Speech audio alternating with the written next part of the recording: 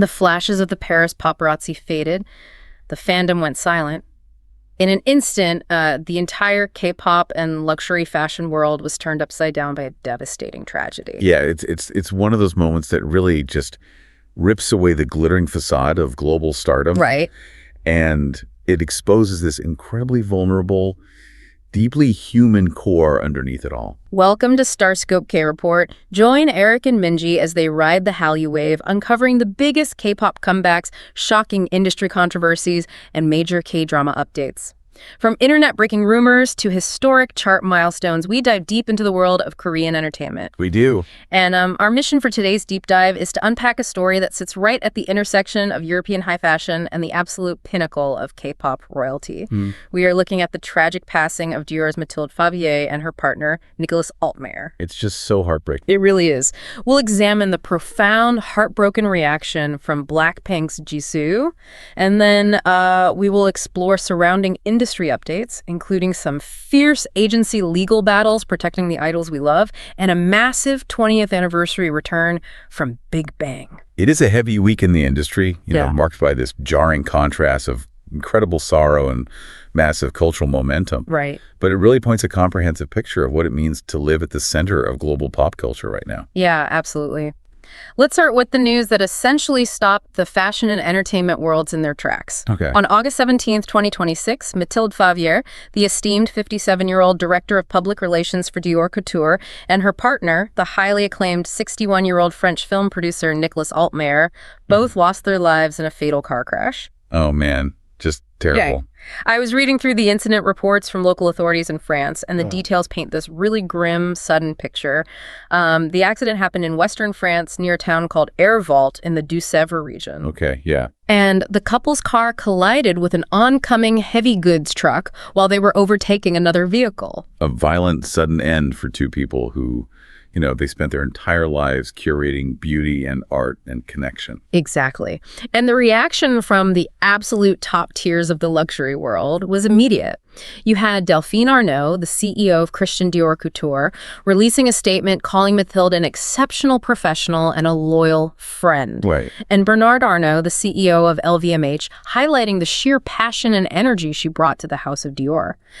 But what really struck me wasn't just the corporate grief. Yeah. It was how the ripple effect of this loss hit the K-pop sphere with such staggering emotional weight. Oh, absolutely. I mean, if you look at the reaction from BLACKPINK fans, it is entirely visceral. Yeah. On August 18th, Jisoo posted a tribute on her Instagram that gave us a window into a relationship that went, you know, far beyond a standard corporate ambassadorship. Yeah, looking at her post, you can see she isn't just mourning a colleague. She wrote, "Dear Mathilde, it's hard to find the words to say goodbye." And then she went on to mourn the future birthdays they won't celebrate together. She left a single stark white dove emoji on Mathilde's final Instagram post. That really got me. Right.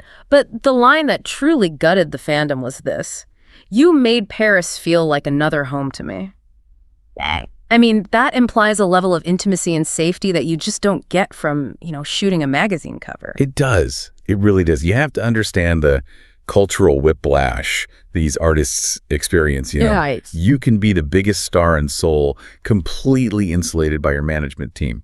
But Paris Fashion Week operates on centuries-old European social codes. Oh, yeah. It is historically exclusive, notoriously snobby, and intensely overwhelming. Right. When an idol steps out of a car in Paris, they are swarmed by foreign press. Just chaos. Yeah, thousands of screaming fans, and they're navigating it all through translators while, like, severely jet-lagged. So they're essentially walking into an entirely different, incredibly chaotic ecosystem. Precisely. And in that environment, Mathilde didn't just hand Jisoo a Lady Dior bag and point her to the cameras. Right. She provided emotional safety. She became this matriarchal figure inside the house of Dior who said, you know, come to my home, let our families eat together, let's celebrate your birthday. Wow. So for K-nets, you know, domestic Korean internet citizens and international fans alike, they aren't just mourning a PR executive. Yeah. They are mourning the loss of the woman who fiercely and warmly protected their bias. Their absolute favorite member of the group. Exactly. When she was halfway across the world, Mathilde was there. that brings a completely different perspective to it. Mathilde acted as a lighthouse for these K-pop visuals, the members who serve as the stunning aesthetic centers of their groups. Oh, I love that. A lighthouse. Yeah, she guided them through the overwhelming seas of Western high fashion. A lighthouse is a brilliant way to conceptualize it. The public vastly underestimates the psychological toll of global fame, Absolutely. Having someone lend you their personal, deeply entrenched European social capital validates an idol in a space that is famously gatekept. Mathilde basically signaled to the rest of the Parisian fashion elite, hey, she is one of us. Which makes me think about the sheer architectural power behind the scenes. This tragedy shook the fashion world, but Mathilde's legacy goes deeper than PR. Oh, way deeper. Yeah, and her family's ties to the entertainment world will completely reframe how you look at the K-pop industry's luxury dominance. Oh, for sure. Plus, later in this deep dive, we'll talk about a shocking agency lawsuit protecting another BLACKPINK member that netizens are rallying behind. It's a fascinating pivot, but deeply connected. If you love staying updated on your favorites and diving into the real stories behind the glamour, make sure you're subscribed to StarScope K-Report. We got even bigger scoops ahead. So I want to look closely at the legacy Mathilde and Nicolas left behind, not just as a timeline of their careers, but as an architectural blueprint for how the Hallyu wave, the global explosion of Korean culture, actually conquered Paris. Right, because it didn't just happen overnight. No, not at all. Because Mathilde's family practically built modern European luxury. They really did. Yeah. Her sister is Victoire de Castellane, the creative director of fine jewelry at Dior. Her uncle, Gilles Dufour, was Karl Lagerfeld's right-hand man at Chanel for years. Wow. And her partner, Nicolas Altmayer, co-founded Mandarin and Compagnie.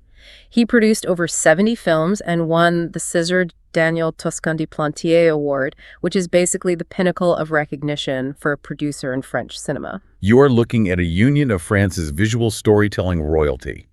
Cinema and couture. Exactly. This family carries a specific type of, old world European authority. And that raises a fascinating question for me. We've seen K-pop absolutely dominate Western fashion spaces in the last 5 years. Are these deeply entrenched, connected families like Mathilde's the secret architects behind the global expansion of the Hallyu wave? Oh, that's interesting. Without people like Mathilde bridging the gap, could K-pop have taken over Paris Fashion Week the way it has? I firmly believe the answer is no.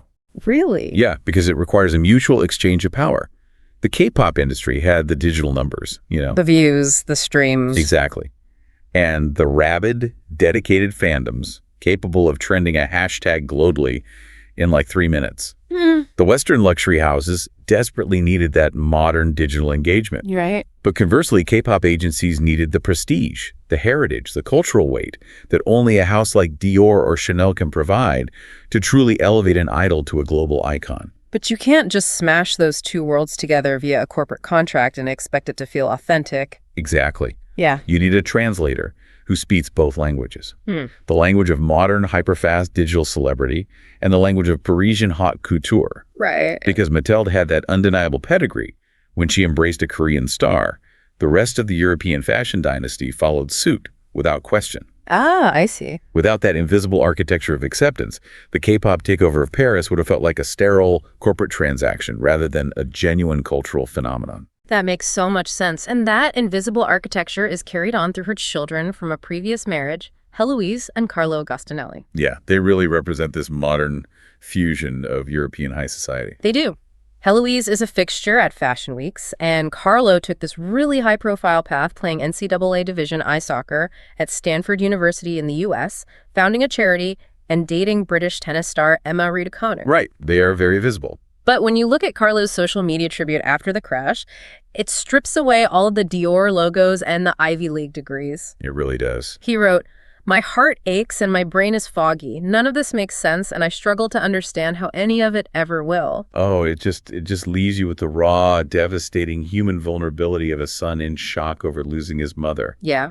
And it sheds that concept of vulnerability that builds a bridge to our next story. Mathilde provided an emotional and cultural shield in Paris, but back in Seoul, idols are entirely exposed to a different kind of threat. The internet. Relentless digital vitriol.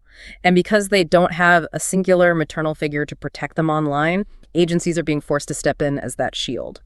The transition from the physical safety of Paris to the digital battlegrounds of Seoul is severe. But It's the reality of the K entertainment news cycle. It really is. Hit that subscribe button so you never miss a KT update, because the industry is moving faster than ever and we are tracking every single milestone. We definitely are. So let's talk about what is happening with BLACKPINK's Jennie. Okay. Because YG Entertainment and her management have essentially dropped a statement that shifts the paradigm on how they handle malicious rumors. Oh, this is huge. They are taking absolutely uncompromising, strong legal action against malicious posts, defamation, and severe privacy violations. The reaction to this within the fan communities is just electric. Oh, I bet. There's a collective exhaustion with the level of toxicity aimed at top-tier idols right now. I was looking at the domestic forums, and the K-Nets are completely united with international fans on this. The viral sentiment echoing across all platforms is literally, hope your actions will be strong. Yes. The fans are demanding that the agency show absolutely no mercy to the perpetrators. They want to see consequences. Right. But I want to explore the mechanics of this with you.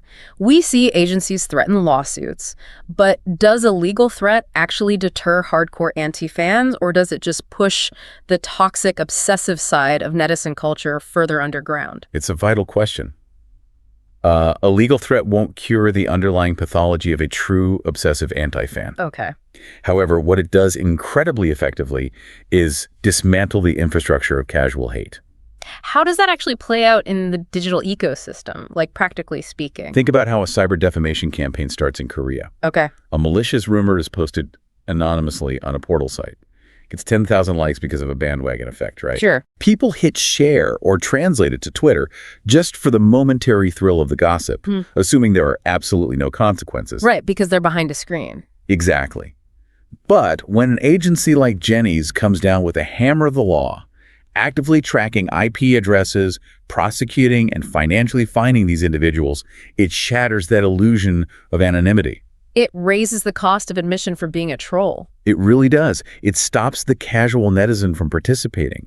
Because suddenly, the legal and financial risk vastly outweighs the entertainment value of the rumor. Wow, yeah. It sweeps the public square clean, which gives the idol essential breathing room. That makes total sense. And importantly, it signals to the artist that their management views them as a human being worthy of protection, not just a commodity that has to absorb abuse as a job requirement. Agencies are scrambling to build these heavy legal walls around the current generation of idols. Yeah.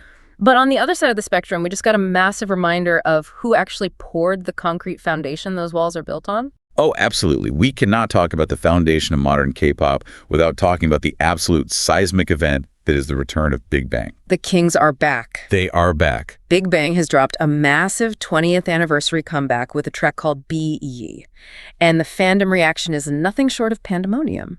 The VIPs, their dedicated fans, have been waiting through an agonizing hiatus. Seriously agonizing. To see them return and immediately start climbing the charts, aiming for an all-kill, which, is where a song hits #1 on every single major Korean music chart simultaneously. That is so hard to do now. It really is. It's a massive statement. It's fascinating to watch the contrast between the highly managed, legally shielded new generation of idols and the almost untouchable aura of a second-generation titan returning. It's them saying, the industry has evolved, the generations have shifted, the digital landscape has completely changed. Right. But the throne you are all fighting for, we built it. We built it. Exactly. And they aren't the only veterans making waves this week.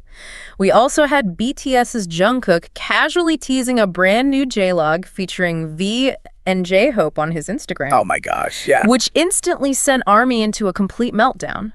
Baddie is back and his J-Log again was trending globally within minutes. It just highlights the sheer gravity these veteran acts hold, Yeah. A single Instagram tease from Jungkook or a single track drop from Big Bang can eclipse millions of dollars of calculated marketing from newer groups. Easily. They have a legacy armor that no PR agency can manufacture. It really brings everything we've discussed in this deep dive full circle. It does. Looking at Jisoo's profound heartbreak over the sudden loss of such a monumental maternal figure like Mathilde Favier. Yeah. And then looking at the agencies having to deploy literal lawyers to protect Jennie from the digital public, it really forces us to reflect on the immense pressure cooker of this industry. These global icons project complete invincibility. They give us historic, chart-topping comebacks and impenetrable, glittering glamour at Paris Fashion Week.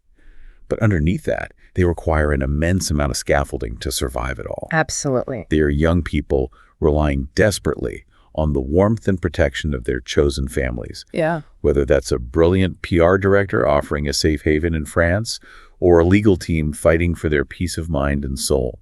It leaves us with a thought that I think will linger long after we finish speaking today. We consume the music, we buy the luxury bags, and we obsess over the visuals. But when the flashing cameras stop and the screaming crowds go home, when the flashbulbs fade, who is really holding the hands of the stars? Wow. You've been listening to StarScope K-Report, where Eric and Minji bring you the stories shaping K-pop, K-dramas, and the global Hallyu wave. Thanks for tuning in, and don't forget to subscribe for more stories that keep the stars shining.